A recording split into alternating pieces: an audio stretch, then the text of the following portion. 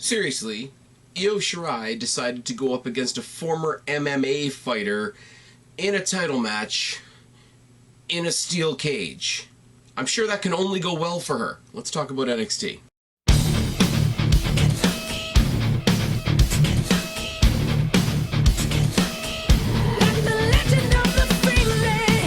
What's going on, everybody? It's your buddy, it's your pal, Phoenix, the YWC Reality Check, and this is your NXT review for June 26th, 2019, and we have a lot to talk about tonight, do we not? Let's get the house cleaning out of the way first. First and foremost, Fyter Fest is this weekend, the AEW's next pay-per-view offering. I think it's going out free to some people, but I live in Canada, so I guess I'm not important. I think it's like 15 bucks up here, but the last one was like almost 60 something, so it all balances out in the end. Guapo will be back here to do the Get Hyped for Fyter Fest. Hopefully we will get that recorded tomorrow. Hopefully that will get out to you guys on Premiere at some point on Friday night. I want to say right off the bat, I know a lot of people are talking about it. A lot of people are already disagreeing with me on Twitter.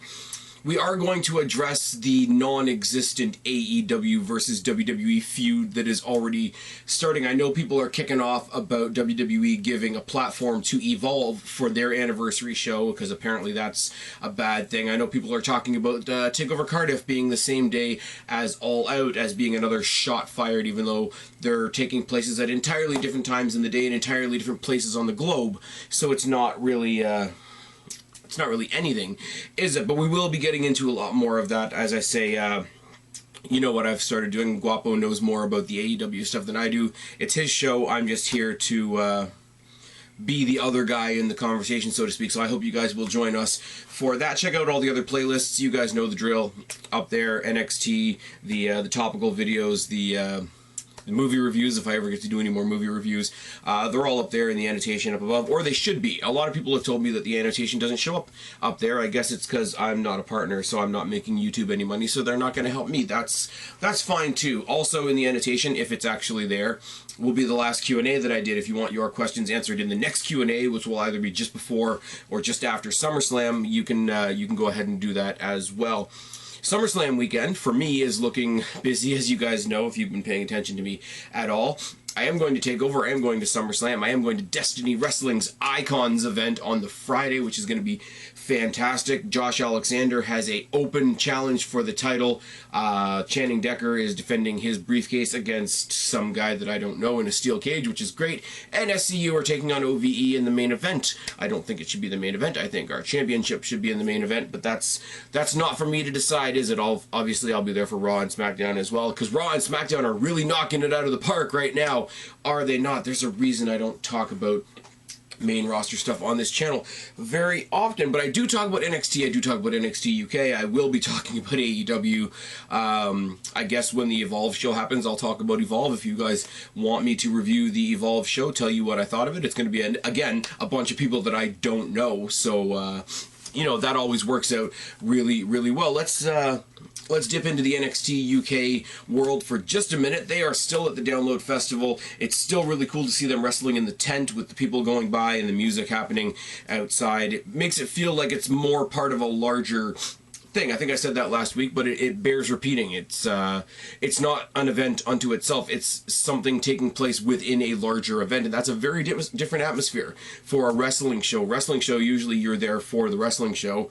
From what I can tell of the one side of that tent where people are coming and going, I think it's just people poke their head in, see what's going on, and then they leave again. Sorry, my sinuses are fucked up as always. Excuse me. Mark Andrews defeated Joseph Connors. Now, really interesting dynamic here, because I really like Mark Andrews. You guys have heard me say it before. When you can tell wrestlers are having a good time, you enjoy the match more. Mark Andrews always looks like he's having a good time, which is good. Joseph Connors, I still don't know what his deal is. I think I said this in the original WWE UK tournament show that they did originally when Tyler Bate became the first champion. I still don't know what to make of him. He's got the missing ear thing. There's a Mick Foley joke in there somewhere, but he's just a weird dude, and wrestling is full of weird dudes, so that's not enough to stick out for me. Mark Andrews got the win, which is really, really good. We saw a segment where Dave Mastiff was trying to get the Hunt all riled up, not wild up, because it's Wild Boar and Primate, and they want to get their hands on Gallus, and later on in the night we find out that they're going to get their hands on Gallus in 2 weeks. That's going to be a big brawl. I love Dave Mastiff. I really do. And hooking him up in a potential stable with the Hunt is a nice, neat little thing. Now, whereas on Main Event, if you've heard the rumors, and I have to say I heard this from What Culture, because there's no way that I'm watching Main Event, apparently Cesaro, EC3, and Bobby Roode are a faction now because the three of them look good in suits. That comes on the heels of the news that Baron Corbin is getting a push based on the fact that Vince thinks women like him.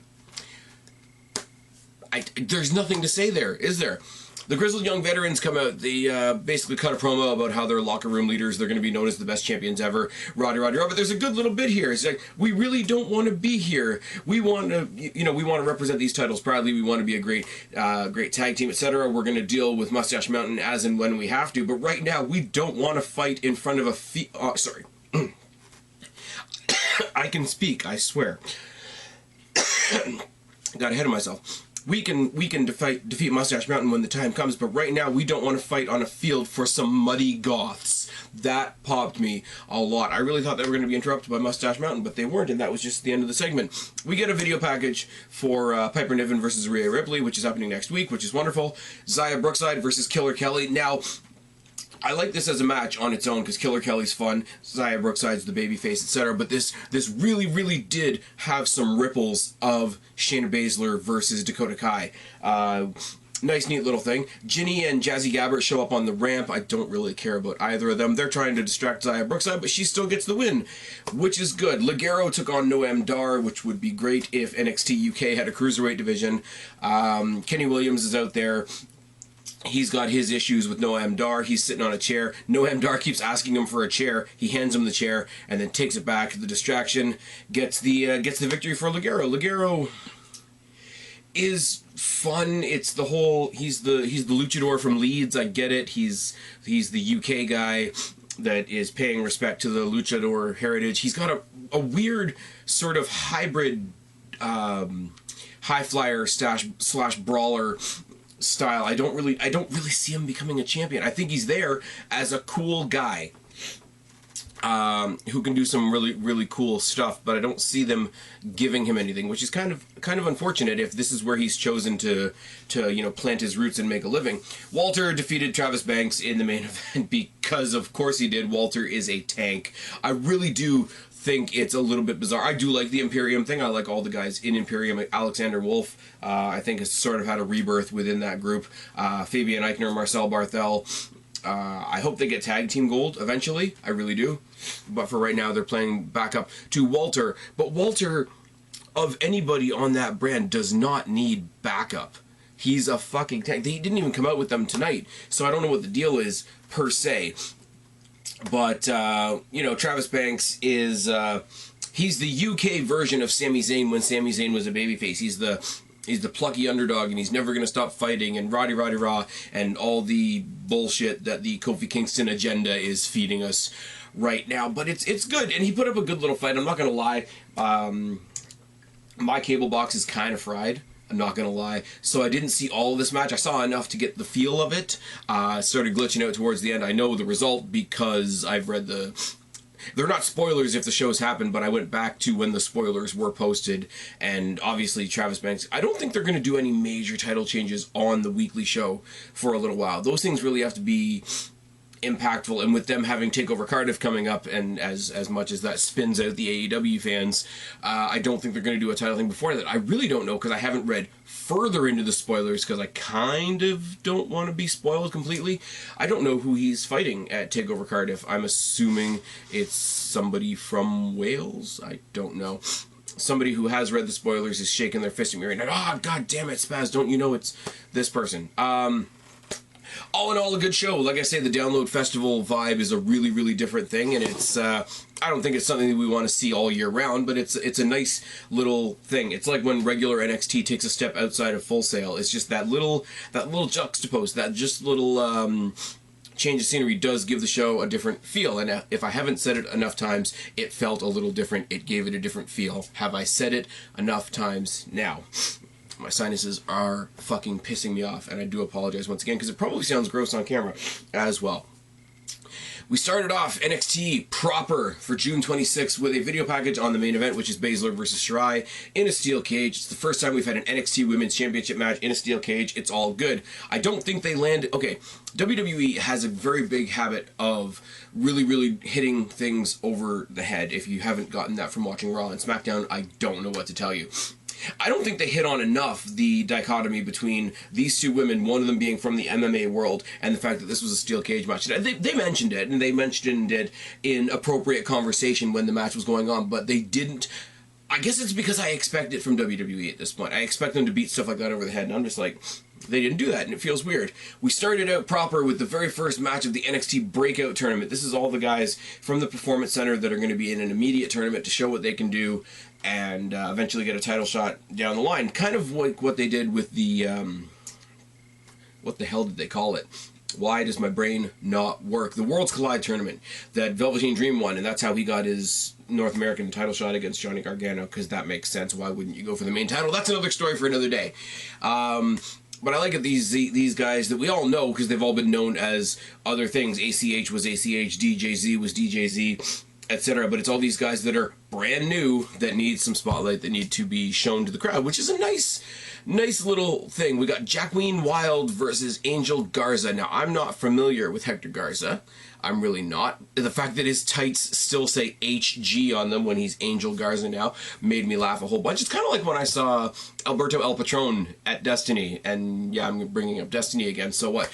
It was he was billed as Alberto El Patron, and he had the ADR tights. And it just made me laugh. Taking on JOAQUIN Wilde, who is, of course, DJZ. Now, I gotta say, I like things in wrestling that are a little bit extra sometimes, and this would have been a lot better if Ali hadn't already done his version of it, if Jericho hadn't already done his version of it. But he comes up all lit up like he was when he was DJZ in Impact.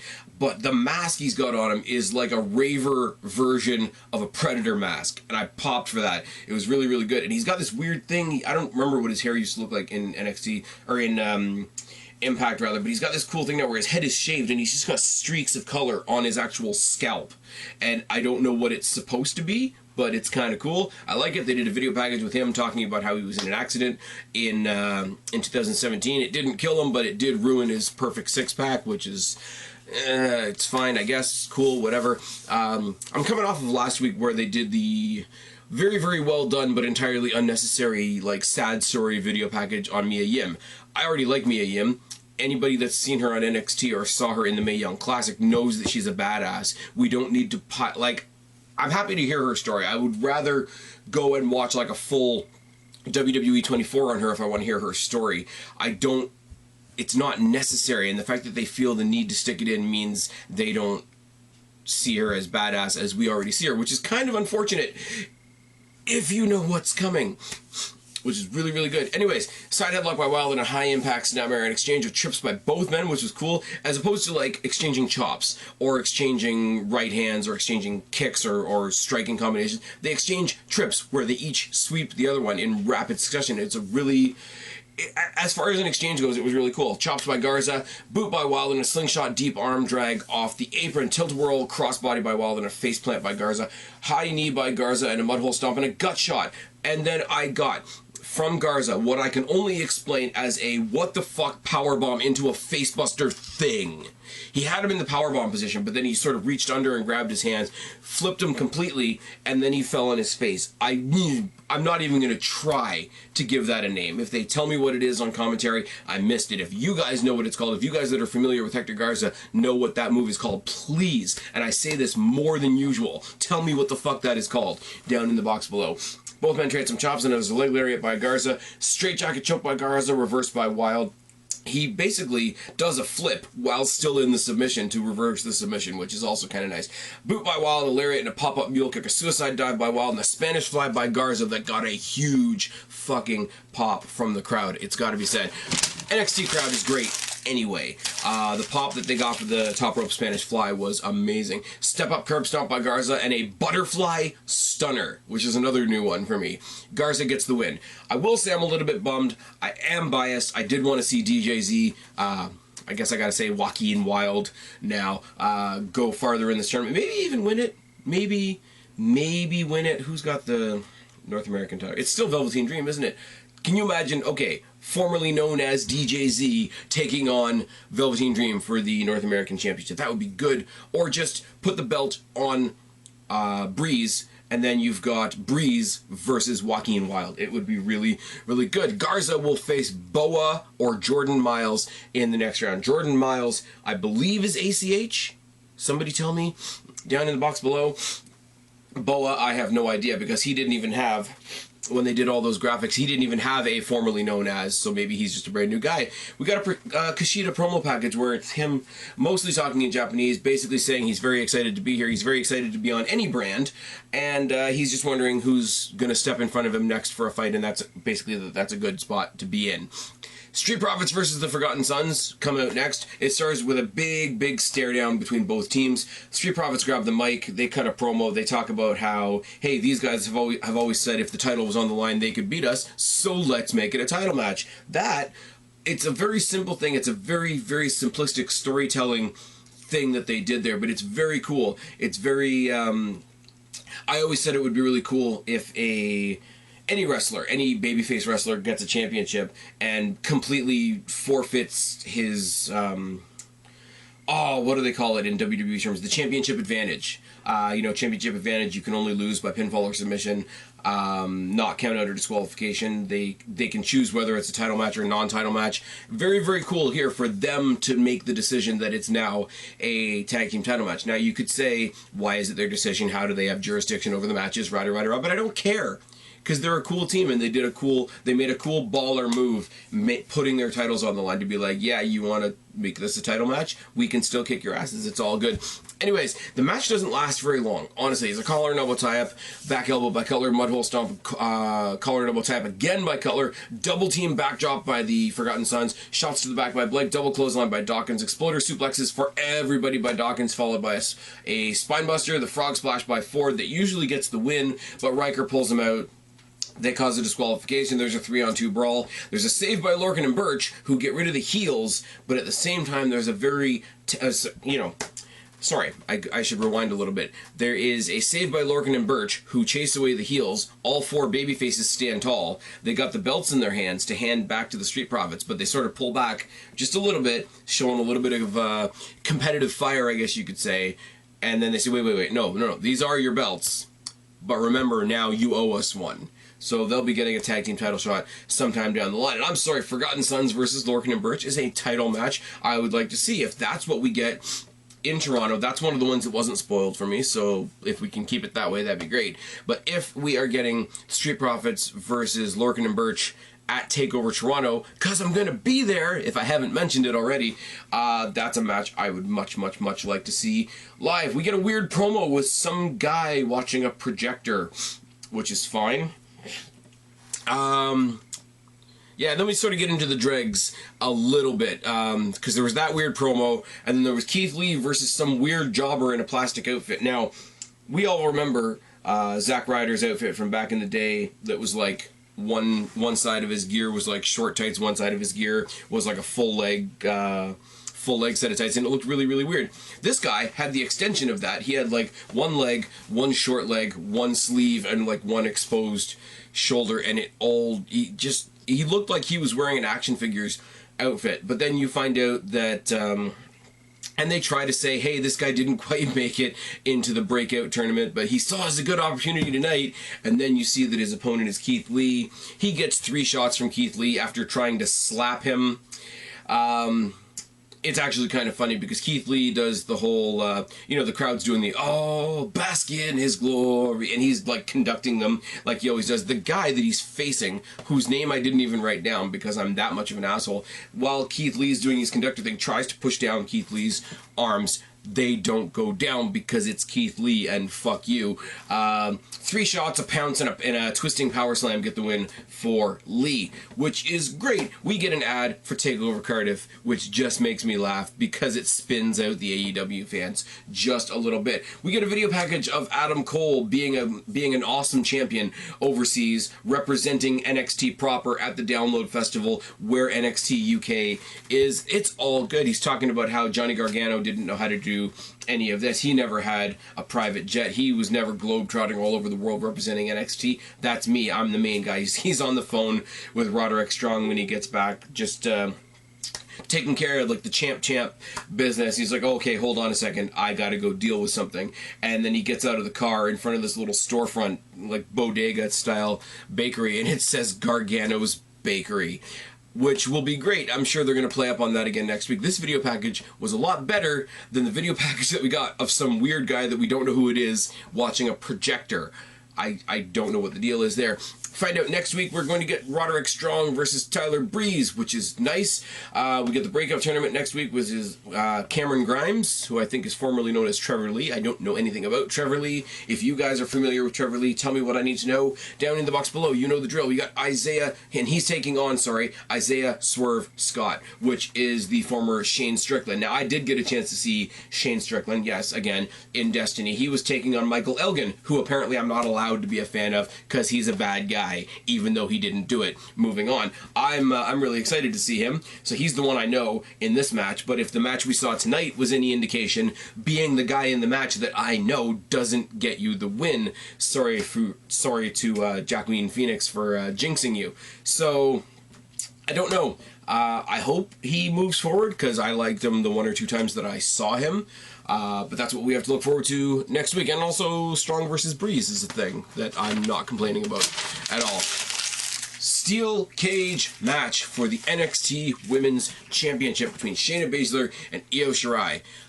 This is great. The fact that NXT is such a smaller venue, it makes the... I don't know if you guys agree with me or not. And again, it's one of those, let me know down in the box below, get a conversation going, as I say in my diatribe at the end. But to me, the cage seems more daunting in a smaller venue. The cage seems more daunting in front of a more intimate crowd. Is that just because they're closer to the ring? Maybe it's because the cage itself is a little stockier. I really don't know. But I like it. And it's cool to see a gimmick like this in a title match like this on a weekly show, because you're not going to get... I mean, we have had it. But you're not going to have, you know, the next Rollins-Corbin match be a Hell in the Cell on Raw. It's not going to happen, like, and it shouldn't, realistically, but this is a one-off, and plus it's NXT, so we trust them a little bit more. There's a series of strikes by Baszler to start, a standing stroke and a front face lock, mounted punches by Shirai, a modified single leg crab by Baszler, dropkick by Shirai, and some palm strikes. Shirai eats the cage face first, and then back first. Neck vice by Baszler. Shirai gets thrown into the cage once again, back first. Boot to the back by Baszler, working over the back. Lariat, and then throws her back first into the cage once again. Back to the neck vice. Sorry, I can read my writing. I swear it's not as messy. My writing isn't as messy as my reading makes it sound, if that makes any sense. Back to the neck vice by Baszler once again, and a snapmare by Shirai. Baszler eats the cage for the first time, and one of the few times, actually, in this match that the person more familiar with cages actually got affected by the cage structure itself. There's an interesting little bit of storytelling there that I don't even know whether it's intentional or not. Dropkick by Shirai into the cage, double knees into the cage, German suplex by Shirai, and double knees in the corner. Standing Karafuda clutch as they're both standing on the top rope. Are you fucking kidding me? Baszler, from that position, tosses Shirai off, but Shirai gets herself back up and hits a top rope suplex on Baszler. Now, at this point, Duke and Shafir are at the doorway. Duke and Shafir are keeping the door closed, not letting her escape, etc. Locking the door even. So the fact that even if she can get to the door, even if they're not at the door anymore, the door is now locked. Double stomp by Shirai on Baszler in the ring. Shirai tries to climb up the wall, but Shafir blocks her way. Out comes Candice LeRae, and she makes the save, throwing Shafir off the side of the cage. And then she hits a diving crossbody off the top into the ring, where Jessamine Duke is desperately trying to pull her friend out of the ring. It's all good. Moonsault off the top of the cage by Shirai. She gets her way all the way to the door, like she's hands out, she's face out of the cage. Commentary goes crazy, reminding us that it has to be both feet touching the floor, not both hands. Baszler lands on her back, hits her in the Karafuda clutch. The whole time she's integrating the bottom rope into the Karafuda clutch. Here's the cool thing though. Shirai, in her desperation to get out of the Karafuda clutch, pulls the door into Baszler's head, pulls the door into Baszler's head, and Baszler gets knocked out temporarily. But Baszler, while she's being knocked out, also falls over her opponent and out of the ring. So Shirai beat herself by knocking her opponent out of the cage. It's brilliant. It is absolutely brilliant. It doesn't... I mean, it makes Shirai look like she made a mistake. It doesn't make her look like she got beaten, which is fine. Baszler, to her credit, sells it on the outside. Like, she almost looks surprised that she's won, which is a really, really nice touch. Shirai in the ring, all despondent, like she can't believe that she lost the match, and Baszler can't believe that she won the match. Everybody sort of kind of wins, and even her friends are like, okay, let's get out of here. Like, we got out of here with the skin of our teeth, type of thing. Shirai in the ring absolutely loses her shit, and it's beautiful. Beats the fuck out of Candice LeRae, and then stops herself like, oh my god, what am I doing, and gets out of the ring, stops herself again, goes for the chair, tosses the chair in the ring, beats down Candice LeRae some more, sets up the chair, and hits this beautiful stalling vertical suplex on Candice LeRae into the open chair as we go off the air. And then she goes up the ramp, and she's mostly shouting in Japanese, but the words you can hear her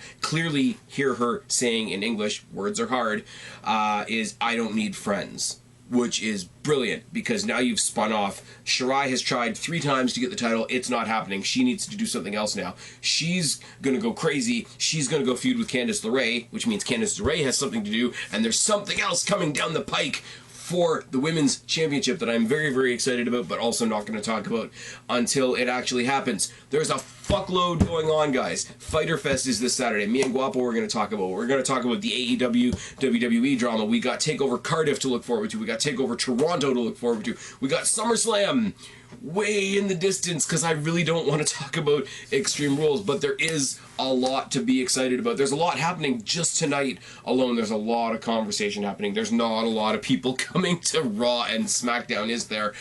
But I hope you guys are here. I hope you guys are enjoying my ramblings. I'm really just up here talking shit week after week after week, and it's I don't mention enough how awesome it is that you guys are all chilling with me to listen to me do that. So I'm done. We've talked about NXT, we've talked about NXT, I've made fun of AEW, all the boxes have been ticked. I've been Spaz, your YWC Reality Check. Subscribe up there, talk down there, start a conversation, keep all these conversations going. Don't be a stranger. I'll talk to each and every last one of you later, but for right now, I am tagging out. Bye, guys.